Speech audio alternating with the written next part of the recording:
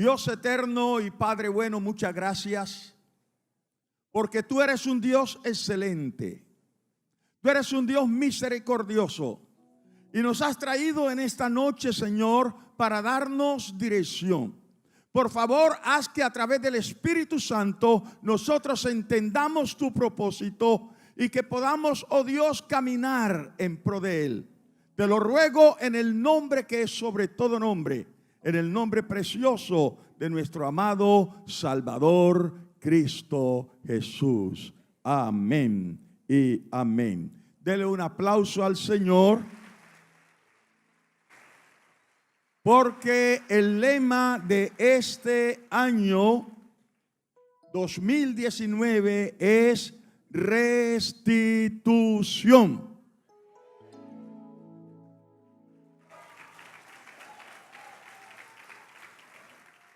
Yo le daría ese aplauso más fuerte. Restitución. Y dice Joel, capítulo 2, versículos 24 al 26. Libro de Joel, capítulo 2, versículos 24 al 26.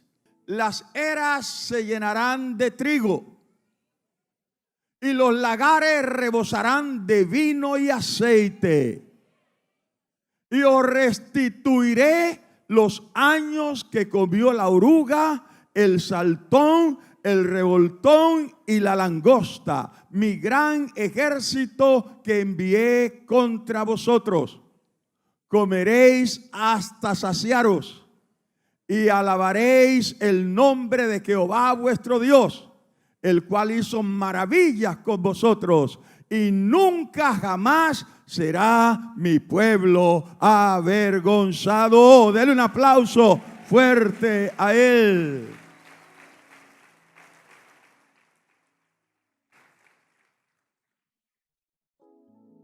Esta semana ha sido una semana de autoevaluación.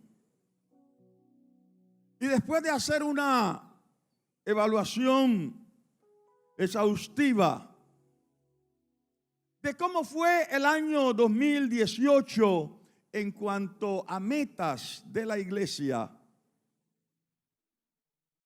llegué a la conclusión que este año no fue nuestro mejor año. Lo que por supuesto produjo mucha tristeza. Y en medio de la tristeza, porque no habíamos alcanzado las metas, de pronto me acordé de un mensaje que les había predicado. Y ese mensaje tenía como título: no te rindas. Y luego vino a mi mente el poema con que concluí en alguna ocasión ese mensaje. Permítame recordarlo. No te rindas. No te rindas cuando las cosas vayan mal, como a veces pasa. No te rindas cuando el camino parezca cuesta arriba. Y al querer sonreír, tal vez suspiras. No te rindas cuando tus recursos mengüen y tus deudas suban. El triunfo es el fracaso al revés. Es el matiz plateado de esa nube incierta que no te deja ver su cercanía aún estando bien cerca. Por eso, no te rindas. Vamos, lucha, pelea, pero no te rindas. Pues muchos fracasos suelen acontecer aún pudiendo vencer de haber perseverado. Por eso, no te rindas. Descansa si te urge, pero no te rindas. Vuelve a empezar, porque cuando todo empeora, el que es valiente no se rinde, sino que lucha. Y de pronto cuando estaba recordando este poema, Dios trajo a mi mente el primer libro de Samuel, capítulo 30, donde se registra uno de los momentos de mayor crisis en la vida de David. La crisis fue tan fuerte que el escritor sagrado dice que lloró hasta que le faltaron fuerzas para llorar. La angustia que estaba experimentando David era tal que pasó pero largo tiempo llorando hasta que ya no tenía más fuerza para llorar. Y cuando ese pasaje vino a mí en esos momentos de tristeza, porque tú proyectas algunas cosas y cuando no se dan, eso tiene que generarnos algo de preocupación. A mí no solo me generó preocupación, sino aflicción. Pero recordando lo que hizo David ese día, cuando lloró largamente, amargamente, y de pronto tomó una decisión. Y esa decisión que David tomó cambió las cosas. Me sirvió como ejemplo y yo dije, voy a asumir la actitud de David. Permítame resumirles la historia, lo que hizo David. En ese momento cuando las cosas habían salido al revés, en ese momento cuando le faltaron fuerzas para seguir llorando, David, para evitar una confrontación con Saúl, se fue a vivir a la tierra de los filisteos. Y al llegar a la tierra de los filisteos, Aquis, un príncipe de los filisteos, le permitió vivir en una ciudad con 600 hombres y sus familias que cargaba David. Y un día, en gratitud por lo que Aquis había hecho, David decidió acompañarlo a una incursión armada que iban a hacer los filisteos. Y David le pidió a los 600 hombres, acompáñenme, vamos a acompañar a Aquis. Y se fueron, dejando abandonadas a las mujeres y a los niños. Pues cuando ellos regresaron, dice la escritura que los amalecitas habían entrado a la ciudad, habían sacado a toda la gente, le prendieron fuego a Siclag y se llevaron a todas las mujeres y a todos los niños. Cuando ellos regresan y encuentran que no tenían nada porque los amalecitas se habían llevado todo, pero más sus mujeres y sus hijos, ellos comenzaron a llorar. ¿Por qué tomé esa decisión? Y David y los 600 hombres están llorando, y dice el versículo 4, hasta que le faltaron fuerzas para llorar. David estaba viviendo su propio drama, porque él también estaba angustiado porque había perdido a sus 2 mujeres y a sus hijos. Estaba angustiado porque él tenía la responsabilidad. Él fue que le dijo a los hombres, vamos. Pero además de eso, los 600 hombres quisieron conspirar contra David. Vamos a apedrear a David. Es la única manera de quitarnos este dolor. Apedreando a David. David tiene el problema, mis mujeres, mis hijos, la carga emocional por haber tomado la mala decisión, pero ahora sus amigos quieren matarlo. Así que David está llorando también, como decimos vulgarmente, a moco tendido, a voz en cuello. ¿Por qué? ¿Por qué? ¿Por qué? Pero cuando él está en esa condición, tomó una decisión sabia. ¿Qué hago aquí llorando? La Biblia no registra cuánto tiempo lloró, pero fue mucho tiempo. Por lo menos toda una noche y parte del día llorando. Pero él tomó una decisión. No, esta no es la actitud correcta. ¿Me voy a pasar el resto de mi vida llorando? No. Y él tomó la decisión de consultar a Dios. Y decidió entonces emprender la persecución contra los amalecitas. Pero allá encontraron a un egipcio que les dijo: yo estaba dentro de la incursión, y los guió. Y cuando los encontraron, comenzó la batalla. Llama la atención. Aunque eran 600, solo 400 llegaron allá. Estaban extenuados. Pero comenzó la batalla. Y ellos ganaron esa batalla. Solo se escaparon 400 que cuando ellos llegaron se fueron en los camellos. Pero del resto acabaron con todo. Pero aquí viene el punto. Dice la Biblia que ellos rescataron todo lo que los amalecitas se habían llevado.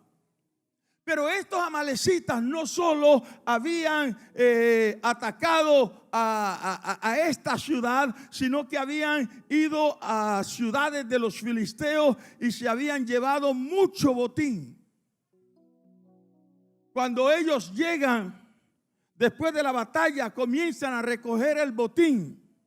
Lo que ellos habían perdido, lo que los amalecitas le habían quitado, era poquito con lo que encontraron. ¿Sí está viendo el punto? ¿Sí está viendo el punto? ¿Para qué Dios permitió eso? Dios permitió esa incursión para bendecirlos. Hay cosas que Dios permite en nuestras vidas que nos hacen llorar, pero esos son simplemente instrumentos de Dios para bendecir a su pueblo. Bendito sea el nombre del Señor. Dice la Biblia que cuando ellos llegaron encontraron un botín tan extraordinario. Dios tiene extrañas maneras de bendecirnos. Mi amado, cosas que hoy te quitan el sueño, cosas que hoy te traen dolor, cosas que hoy te traen tristeza, cosas que hoy te han hecho perder el sueño, Dios las va a usar para bendecir tu vida de una manera que tú ni jamás te lo has soñado. Pero así es Dios, Él obra de manera que no podemos entender. Así que cuando recordé la historia, yo entonces me animé. Dije: Dios tiene un propósito. Y fue entonces cuando me acordé del proverbio popular. ¿Recuerdan cuál es? No hay mal que por bien no venga. Y si me piden que me vuelva bíblico, Romanos 8:28 dice: y sabemos que a los que aman a Dios, todas las cosas le ayudan a bien. Bendito sea el nombre del Señor. La promesa de Dios para la nación de Judá llegó justo después de un momento difícil, cuando el panorama se veía más oscuro que nunca. Pero Dios sabe hacer sus cosas. Él siempre llega en el momento justo. Él nunca llega tarde. Él tiene cuidado de cada cosa que nosotros vivimos.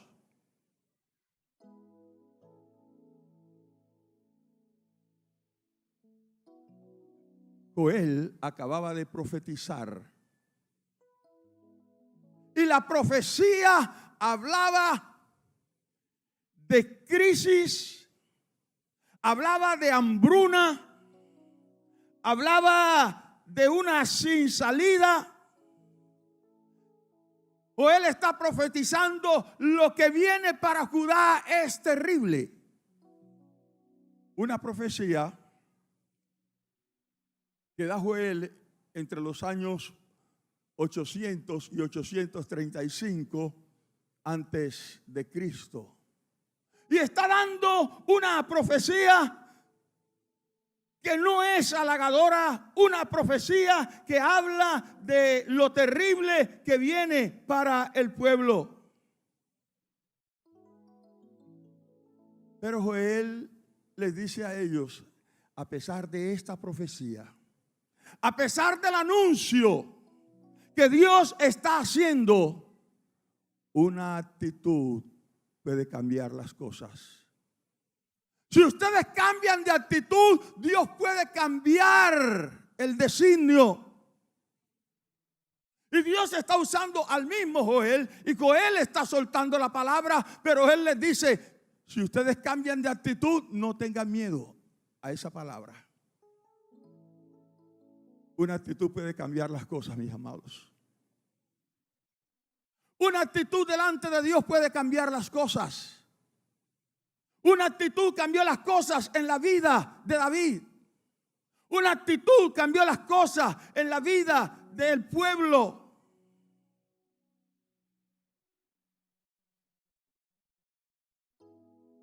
La profecía era que Dios iba a enviar un ejército.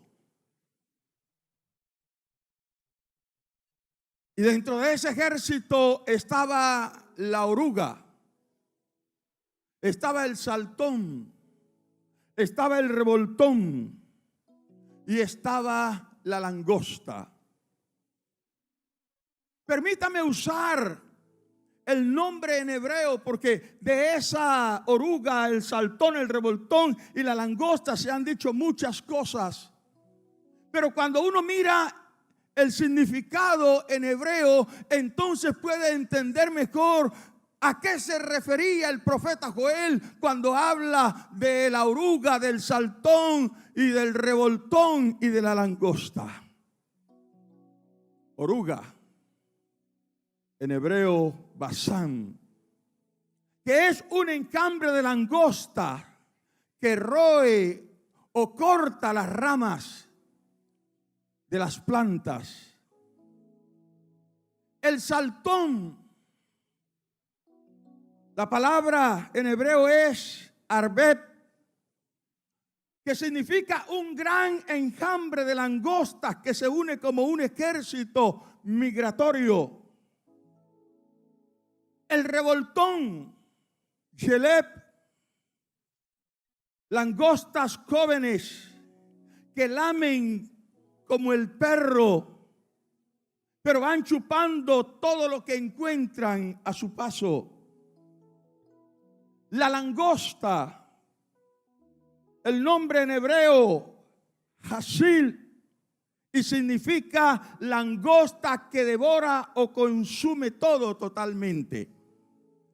De la oruga, el saltón, el revoltón y la langosta, algunos han dicho que es la metamorfosis. Pero cuando uno lee los nombres en hebreo, habla de 4 plagas diferentes. Esas 4 plagas diferentes venían para traer una devastación a la nación de Judá. No iba a quedar nada, porque lo que dejaba la oruga lo iba a destruir el saltón. Y lo que dejaba el saltón lo iba a destruir el revoltón. Y lo que dejaba el revoltón lo iba a destruir la langosta. Porque la forma como dañaban estas langostas era devorando, destruyendo todo. En otras palabras, no va a quedar nada en Israel. Pero esa profecía de Joel es una profecía de doble cumplimiento, como la mayoría de las profecías tienen 2 y 3 cumplimientos.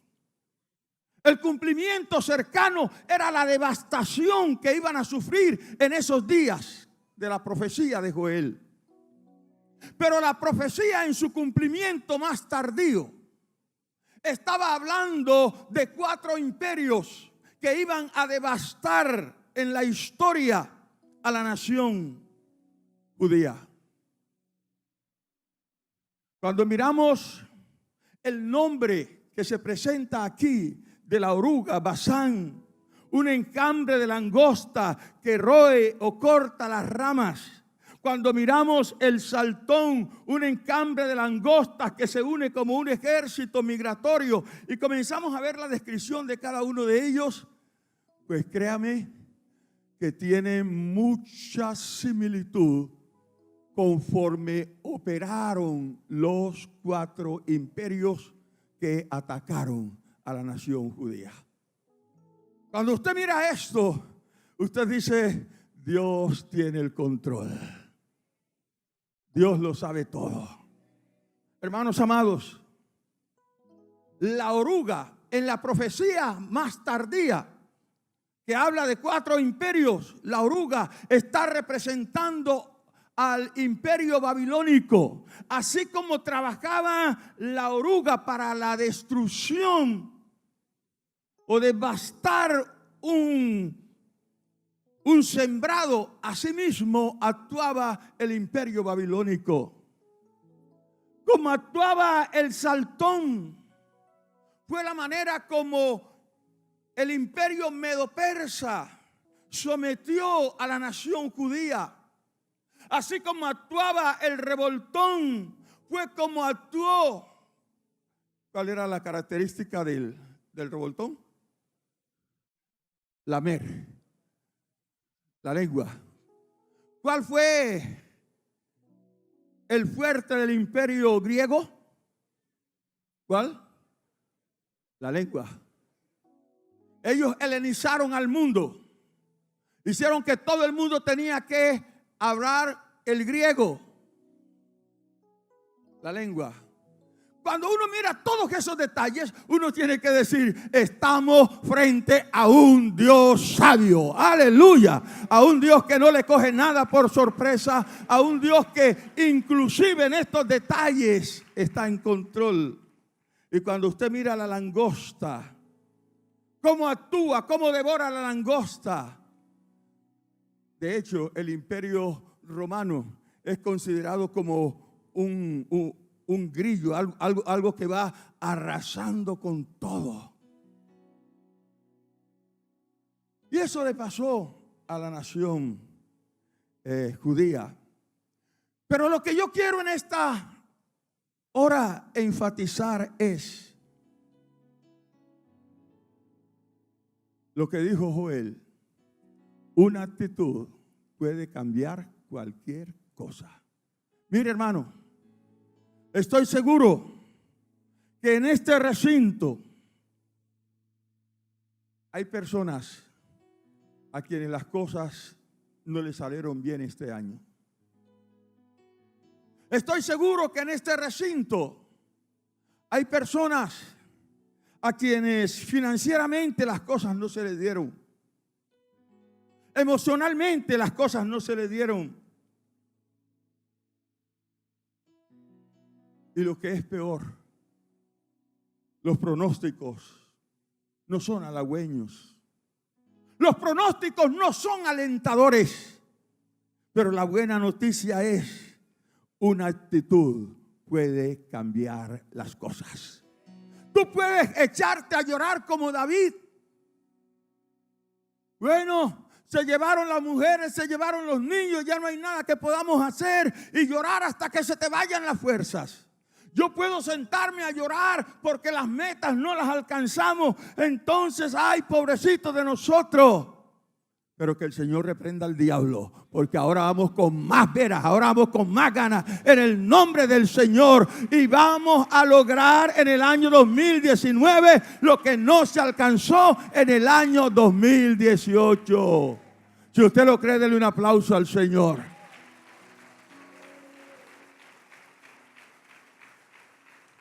A nivel personal, no te rindas. A nivel personal, no tires la toalla. Si las cosas no se dieron, eso le ha pasado hasta las mejores personas, hasta los más grandes, hasta los más poderosos. Pero cuando alguien se levanta con una actitud diferente, las cosas cambian. ¿Dónde está Reinel? Reinel nos habló en el devocional del domingo de de Rockefeller. Un mensaje bonito, predicó bien bonito Reiner. Y nos hablaba de Rockefeller, de su fracaso. Pero llegó a ser el hombre con más dinero en el mundo en su época. Hermanos amados, y todo fue cuestión de actitud. El hermano enfatizaba la actitud de este hombre. Llegó a tener pobreza, llegó a tener dificultades de toda índole, y cuando ya estaba quebrado, su actitud cambió las cosas. Nuestra actitud puede cambiar las cosas. De hecho, a Dios lo mueve una actitud valerosa, una actitud valiente, una actitud de no me voy a quedar aplastado. Hay gente que ante el primer revés de la vida, hasta ahí llegaron. Aquí se acabó todo, pero que el diablo sepa que aquí no se ha acabado nada. Que el diablo sepa que aquí comienza el poder de Dios para obrar de manera gloriosa, y todos nuestros sueños en Él serán cumplidos. Aleluya. Póngase de pie, por favor. Póngase de pie, porque una actitud puede cambiar las cosas.